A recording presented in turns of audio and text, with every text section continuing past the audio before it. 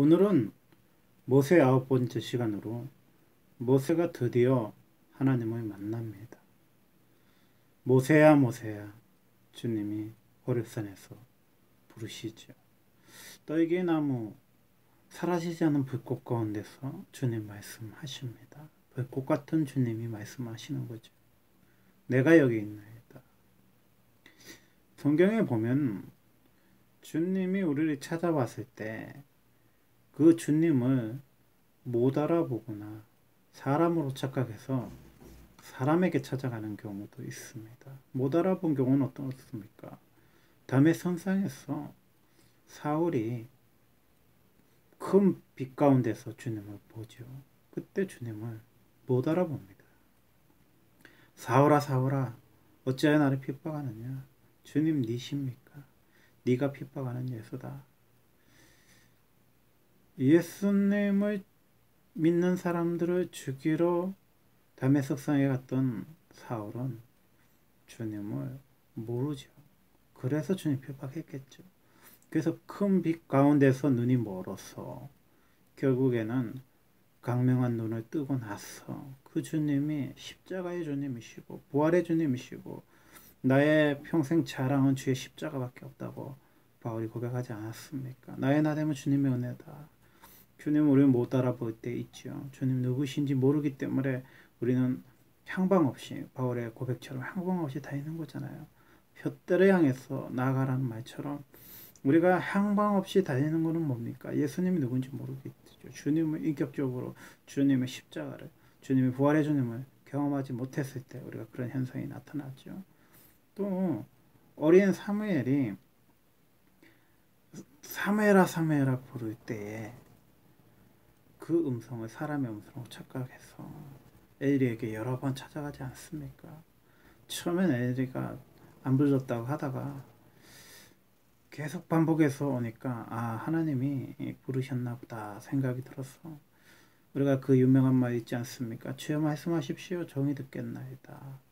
근데 어떻게 모세는 80에 처음 들은 것 같던 하나님의 음성에 반응했을까요? 내가 여기 있나이다 이렇게 반응했을까요? 아마 모세의 삶 속에서 하나님의 특별하신 은혜가 있었던 것 같아요. 모세는 하나님을 갈망하고 사모하고 하나님과 깊은 기도를 늘 갈망하고 살았던 모세였기에 그 음성이 들렸을 때 반응할 수 있었던 것 같아요. 주님이 내 양은 목자의 음성에 반응한다 그러지 않습니까? 우리가 주님의 음성에 반응하는 게 주님의 백성이고 주님의 음성에 반응하는 게 목자의 양이고 주님의 음성에 반응하는 것이 혼인집에 신랑을 맞이하는 신부의 모습이 아닙니까? 기 있는 자는 성령이 교회 하시는 말씀을 들으라고 주님 그랬죠. 말씀에 깨어 있어야 된다고 주님 말씀하시잖아요. 그게 뭐예요? 육신의 잠을 자지 말라는 소리가 아니라 영적으로 깨어 있으라는 소리죠. 영적으로 주님 말씀에 반응하라는 소리죠. 마찬가지입니다. 모세의 인생은 늘 주님께 반응하기 위해서 준비된 인생이었죠. 모세의 생애가 정말 갈대 상자에서 버려져서 나일강을 갈대를 떠나려 갈 때에 큰 물고기도 있고 악어도 있고 여러 가지 위험 속에서 공주의 품에 안길 때까지 하나님의 특별하신 은혜가 있지 않았겠습니까? 누나 미디암을 통해서 공주에게 다가가고 또 친엄마 요게벳을 통해서 유모를 구해서 엄마의 젖을 먹으면서 이스라엘에 대해서 아브라함의 하나님, 이삭의 하나님, 야곱의 하나님을 들으면서 모세는 살지 않았겠습니까? 그래서 모세는 40이 되었을 때 이스라엘 백성들을 구원하고자 하는 마음이 있었습니다. 왕자로 살면 얼마나 편합니까? 금문보화를 누리고 많은 여인들과 함께 즐거운 쾌락과 향락이 기다려져 있는 그런 인생, 보장된 인생이었는데 모세는 그런 것들을 애굽의 부귀영화를 버렸죠. 그리스도와 함께 고난받는 것을 택했죠.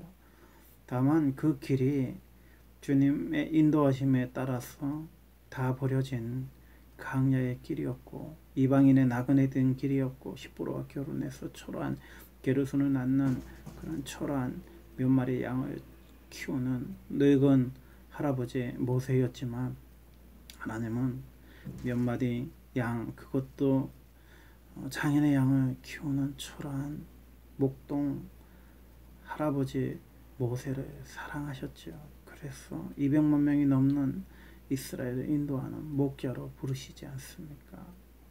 우리가 목동 다윗이 푸른 초이밭으로 쉴만한 물가로 인도하신다고 고백하지 않습니까?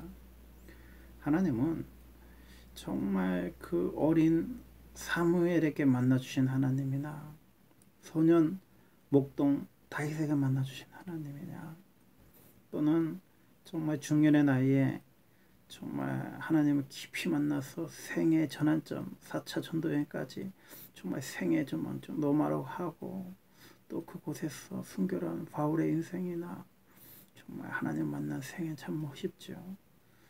아브라함이 75세에 갈대우를 떠났어 정말 하나님이 지시한 땅 가나안 땅으로 가지 않습니까? 노년에도 참 하나님 크게 쓰세요. 노아도 정말 600세 나이 먹어서 정말 하나님의 그 방주의 사명을 받고 120년간 또 방주를 만들지 않습니까? 그래서 우리는요, 중년 노년에도 하나님 만나야 돼요. 하나님 음성 들어요. 하나님께 반응해야 돼요. 그래요. 그래서 무망한 인생, 허망한 인생, 허망한 짐승과 같은 죽는, 종기에 처하나 깨닫지 못하는 짐승과 같다는 그런 죽음을 맞이하지 않는 거죠. 사람은요, 꿈이 없어서 죽어도 안 되고, 기운이 딸려서 죽어도 안 되고, 늙어서 죽어도 안 되고, 사무엘 왕처럼, 사무엘처럼 그 사울 왕이 패해지고 다윗 왕이 세워진다고 하지 않았습니까? 그 사명을 감당하고 죽어야죠. 우리는요, 사명이 끝나면 죽는 겁니다. 주님의 뜻에 따라서 죽고 사는 거예요. 살아도 주를 위해서 사는 거고 죽어도 주를 위해서 죽는 겁니다. 우리의 인생이 무엇입니까? 사명입니다. 미션이죠. 우리 인생이 패션 오브 크라이스트입니다. 주님의 열정이죠. 주님의 사명이죠. 주님 십자가죠. 우리가 그런 열정과 사명이 있어야 우리는 살 수가 있습니다. 주님의 생애를 다룬 많은 영화들처럼 나사렛 예수, 왕중왕, 패션 오브 크라이스트, 영화를 볼 때마다 너무너무나 눈물이 나지 않습니까?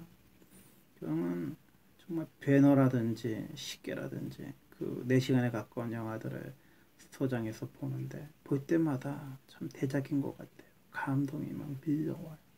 정말 우리 인생에 그 한두 시간에 담아내는 그런 일반 영화가 아니라 정말 전 생애를 담아내는 그 대작을 보면서 참 명작이구나.